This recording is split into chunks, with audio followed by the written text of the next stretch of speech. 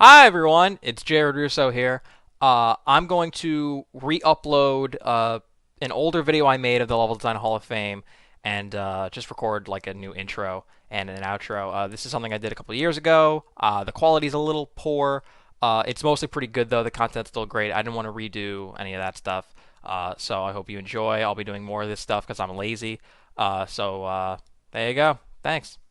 Hello, and welcome to the second Level Design Hall of Fame. And today I have inducted Left 4 Dead 2 Hard Rain, specifically this middle section that you're seeing right now, in which the rain starts a pouring, and boy, does it pour hard.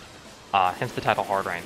So, when I was thinking about what level to induct next, I was talking to some people, some friends of mine, and one of them, we were talking about Left 4 Dead because it was free on Steam that one day where the store went down, and I was playing it, and somebody mentioned that Hard Rain was the worst level ever, and I went through and specifically played it and found out that it was in fact the best level in Left 4 Dead history, and I think one of the scariest things that you will ever encounter, especially last generation, which had a number of really good scary games like Dead Space and Amnesia and Slender Man and you know that nice horror revival in the genre. But when I'm playing through Hard Rain, you're looking at it right now. That field is the scariest goddamn field ever. Yeah, look at this guy trying to jump over the house. You can't get past it that way. You got to walk through.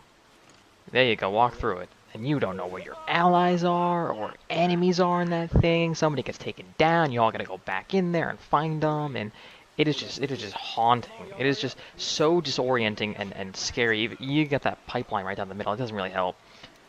That is just the worst thing to encounter, and it's raining, and you're sludging through the rain, and it's hard to walk through, and everyone's really slow, and it's dark, and it's eerie, and it's atmospheric, and there's something just about the pitter patter of the rain when there's nothing around, and you don't hear anything, and you're like, why don't I hear anything right now?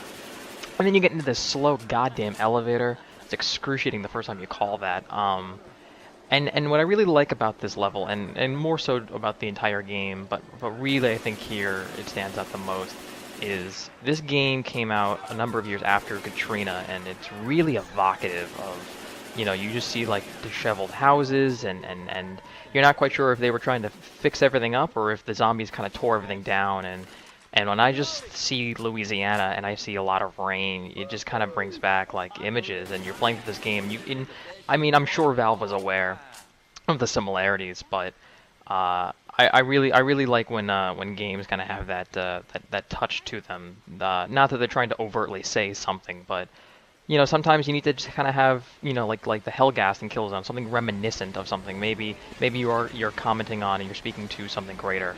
Um, but when I play this level, man, it is just a nightmare. That old creepy factory that you go through, and the way you can kind of get lost, but it's not confusing level design. It's kind of, though I think the Left 4 Dead series is really good at like, it seems like there's enough space to go around and explore and kind of, you know, find nooks and crannies. But you just gotta have to make sure that you and your crew know, like, you know what direction you're going in, because you can easily kind of go backwards. But I feel like this level, the way it's designed is you basically go through like half the campaign in one direction and you turn around and you backtrack through it getting worse and worse. And what I really like about that is it's probably one of the best uses of backtracking in games, where it's not just like a old Zelda dungeon or something where you're just turning around 180 and nothing's new. They kind of put, especially at the beginning, a lot of resources. They kind of give you like too much, and they're like, you better not use this. And they keep doing that throughout the first half. And right around here, the halfway point, is when you turn around and shit starts to get really bad, and then you're like, oh wow, like maybe we shouldn't have used this as much, because they were giving us pipe bombs like everywhere, and you're climbing through this like crazy architecture, and you're climbing through these crazy, you know, the machinery, and there's just a lot of good like corners for the special zombies to come out and get you, and it's really easy to just be completely unaware, but not in a bad way, not in a way that kind of throws you off guard. You kind of know like that you're in a building, so you have boundaries to it, but still, like, you're climbing over this machinery, and there's just a witch in the worst spot, and I mean that in the best way possible, because nothing fills me more with joy than having a teammate accidentally provoke the witch, and so you can say, I didn't touch her, you touched her, haha, you got shut down by that little pansy girl. Um, and I mean, right now we're showing you my favorite, fifth of this level, but I really wanted to talk more about the entire level, um, only because the story as it is right now, you're with this fisherman on a boat, and he kind of like tags you along from like I think like the later portion of the story.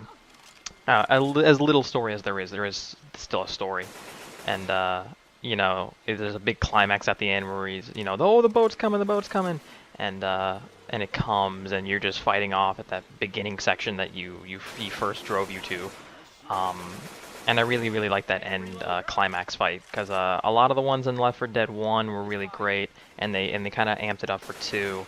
I think of the Carnival, which is another great level, and then the performance on the stage, and I think of No Mercy with the, you were on top of a building, you could fall off at the turret and the helicopter. But I think with Hard Rain, it's really like the second act turn. It's really like you going into the factory, the sugarcane factory, and coming out and just seeing how bad it's getting right now. I mean, it looks awful. It's really hard to just see where you are, which, for some games, yeah, brightness and darkness and obscurity can sometimes hinder and be an issue.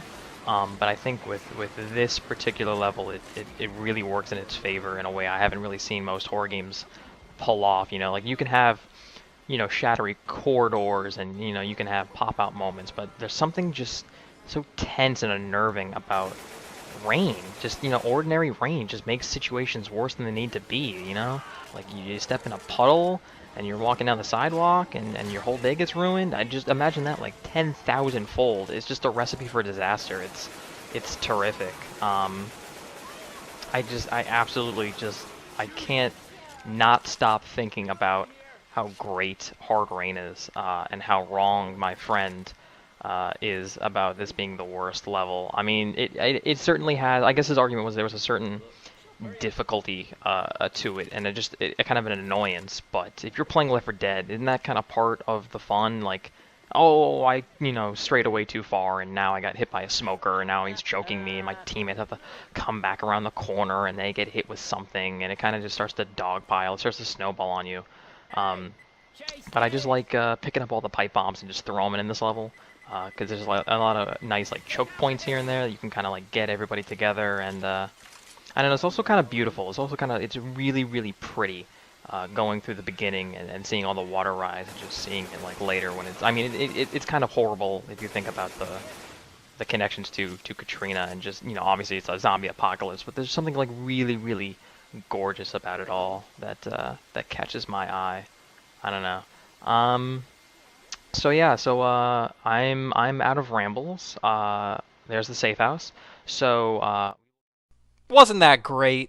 Hopefully you turned up the audio for that. So you can follow me on Twitter at Jared Russo. I will be doing new episodes that are better and in HD and sound better, and we'll still be uploading old videos, because I did a lot of work back then. I don't feel like wasting my time redoing any of it if it's good, or if I just can't manage it technically. So there you go.